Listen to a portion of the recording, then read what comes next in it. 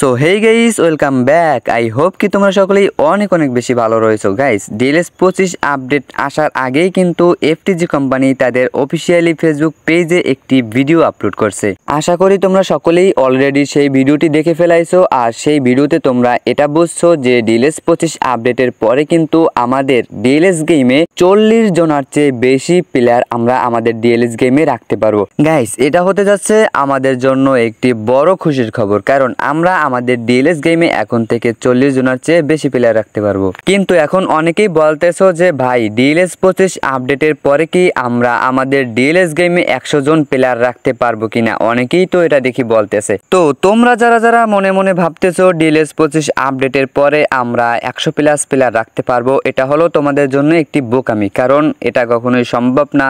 হয়তোবা তারা 70 জন অথবা 80 জন অথবা 60 জন এর মতন প্লেয়ার আমরা আমাদের ডিএলএস গেমে রাখতে পারবো, এমন একটি সিস্টেম হয়তোবা তারা করে দিবে।